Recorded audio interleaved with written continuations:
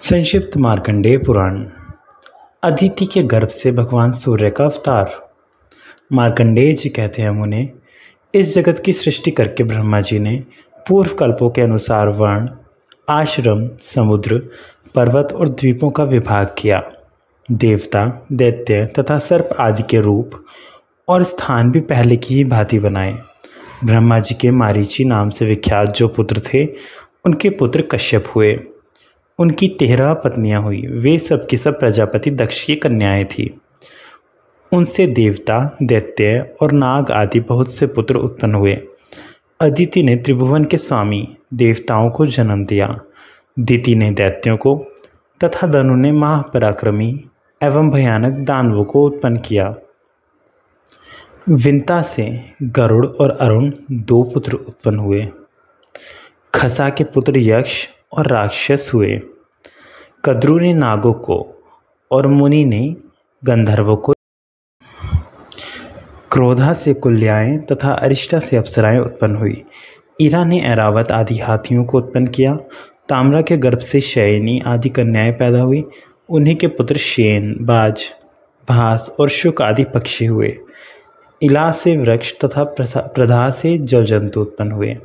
कश्यप मुनि के अदिति के गर्भ से जो संतानें हुई, उनके पुत्र पौत्र दोहित्र तथा उनके भी पुत्रों आदि से यह सारा संसार व्याप्त है।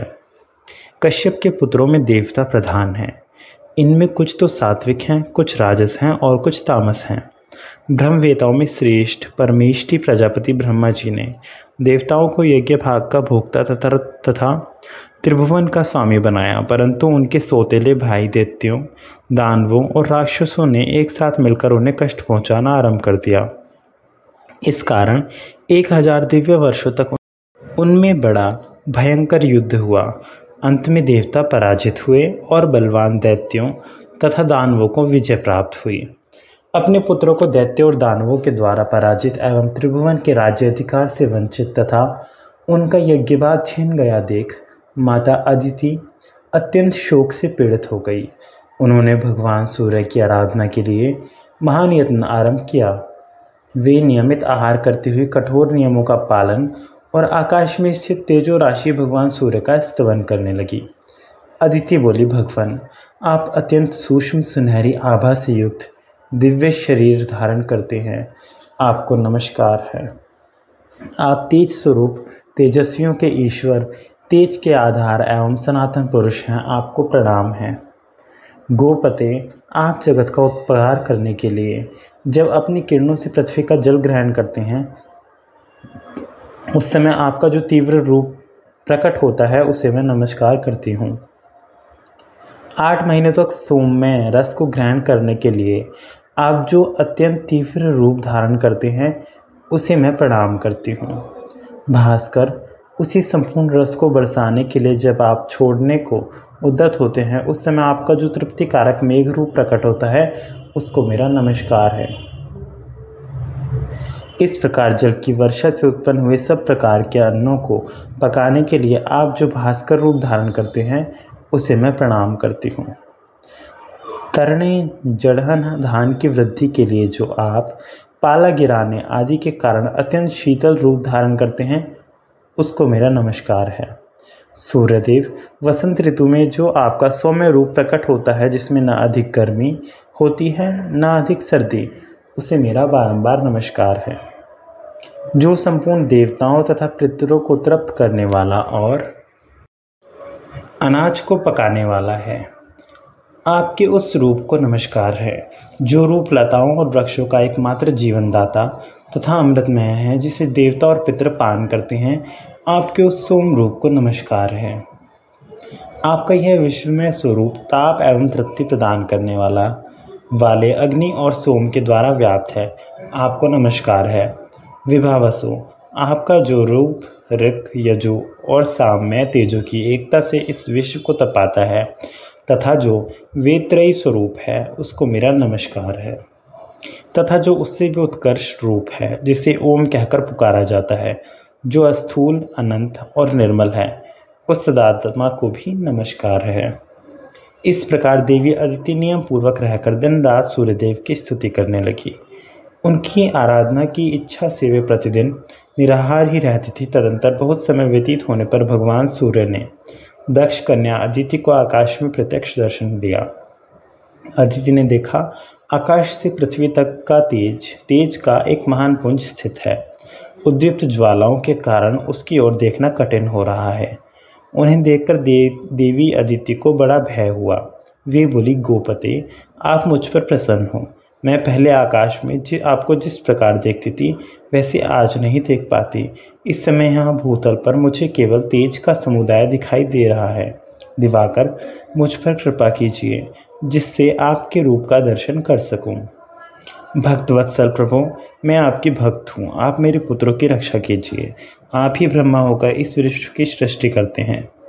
आप ही पालन करने के लिए उद्यत होकर इसकी रक्षा करते हैं तथा अंत में यह सब कुछ आप में ही लीन होता है। संपूर्ण लोक में आपके सिवा दूसरी कोई गति नहीं है। आप ही ब्रह्मा, विष्णु, शिव, इंद्र, कुबेर, यम, वरुण, वायु, चंद्रमा, अग्नि, आकाश, पर्वत और समुद्र हैं। आपका तेज सबका आत्मा है। आपकी क्या स्तुति की जाए। यज्ञेश्वर प्रतिदिन अपने कर्म में लगे हुए ब्राह्मण भांति भांति के पदों से आपकी स्तुति करते हुए यजन करते हैं। जिन्होंने अपने चित्त को वश में कर लिया है वे योगनिष्ठ पुरुष योग मार्ग से आपका ही ध्यान करते हुए परम पद को प्राप्त होते हैं। आप विश्व को ताप देते, उसे पकाते, उसकी रक्षा करते और उसे भस्म कर डालते हैं। फिर आप ही जलगर्भित शीतल किरणों द्वारा इस विश्व को प्रकट करते और आनंद देते हैं। कमल योनि ब्रह्मा के रूप में आप ही सृष्टि करते हैं। अच्युत विष्णु नाम से आप ही पालन करते हैं तथा कल्पांत में रुद्र रूप धारण करके आप ही संपूर्ण जगत का संहार करते हैं। मार्कंडेय जी कहते हैं, तदंतर भगवान सूर्य अपने उस तेज के प्रकट हुए।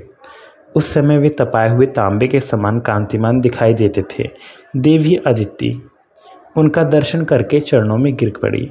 तब भगवान सूर्य ने कहा, देवी, तुम्हारी जो इच्छा हो वह वर मुझसे मांग लो।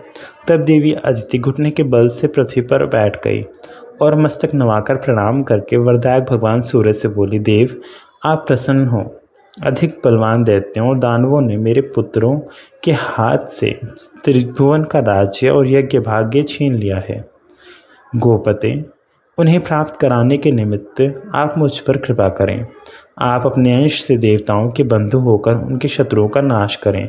प्रभु, आप ऐसी कृपा करें जिससे मेरे पुत्र पुनः यज्ञ भाग के भोक्ता तथा त्रिभुवन के स्वामी हो जाएं। तब भगवान सूर्य ने अदिति से प्रसन्न होकर कहा, देवी, मैं अपने सहस्त्र अंशों सहित तुम्हारे गर्भ से अवतीर्ण होकर तुम्हारे पुत्र के शत्रुओं का नाश करूंगा। इतना कहकर भगवान सूर्य अंतर्ध्यान हो गए और अदिति भी संपूर्ण मनोरथ सिद्ध हो जाने के कारण तपस्या से निवृत्त हो गई थी। तदंतर सूर्य की सुषुम्ना नाम वाली किरण, जो सहस्त्र किरणों का समुदाय थी, देव माता अदिति के गर्भ में अवतीर्ण हुई। देव माता अदिति एकाग्रचित होकर और चांद्रायण आदि व्रतों का पालन करने लगी और अत्यंत पवित्रता पूर्वक उस गर्भ को धारण किए रही। यह देख महर्षि कश्यप ने कुछ कुपित होकर कहा, तुम नित्य उपवास करके अपने गर्भ के बच्चे को क्यों मार डालती हो। यह सुनकर उसने कहा, देखिए, यह रहा गर्भ का बच्चा, मैंने इसे नहीं मारा, यह स्वयं ही अपने शत्रुओं को मारने वाला होगा। यूँ कहकर देवी अदिति ने कर दिया। वह अपने तेज से प्रज्वलित हो रहा था। उदयकालीन सूर्य के समान तेजस्वी उस गर्भ को देखकर कश्यप ने प्रणाम किया और आदि ऋचाओं के द्वारा आदरपूर्वक उसकी स्तुति की। उनकी स्तुति करने पर शिशु रूपधारी सूर्य उस अंडाकार गर्भ से प्रकट हो गए। उनके शरीर की कांति कमल पत्र के समान श्याम थी। वे अपने तेज से संपूर्ण दिशाओं का मुख उज्ज्वल कर रहे थे।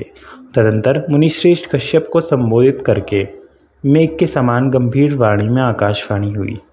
मुने, तुमने अदिति से कहा था कि इस अंडे को क्यों मार रही है।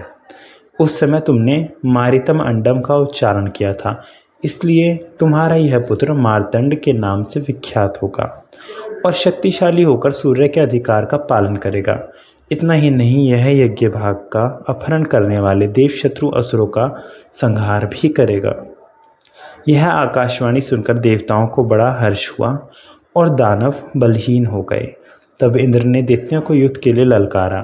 दानव भी उनका सामना करने के लिए आ पहुँचे। फिर तो देवताओं का असुरों के साथ घोर संग्राम हुआ। उनके अस्त्र शस्त्रों की चमक से तीनों लोकों में प्रकाश छा गया। उस युद्ध में भगवान सूर्य की क्रूर दृष्टि पड़ने के तथा उनके तेज से दग्ध होने के कारण जब सब असुर जलकर भस्म हो गए थे। अब तो देवताओं के हर्ष की सीमा ना रही। उन्होंने तेज के उत्पत्ति स्थान भगवान सूर्य और अदिति का स्तवन किया। उन्हें पूर्वतः अपने अधिकार और यज्ञ के भाग प्राप्त हो गए। भगवान सूर्य भी अपने अधिकार का पालन करने लगे। वे नीचे और ऊपर फैली हुई किरणों के कारण कदम्ब पुष्प के समान सुशोभित हो रहे थे। उनका मंडल गोलाकार अग्निपिंड के समान है। तदंतर भगवान सूर्य को प्रसन्न करके प्रजापति विश्वकर्मा ने विनयपूर्वक अपनी संज्ञा नाम की कन्या उनको ब्याह दी। विवस्वान से संज्ञा के गर्भ से वैवस्वत मनु का जन्म हुआ। वैवस्वत मनु की विशेष कथा पहले ही बतलाई जा चुकी है। ओम नमः शिवाय।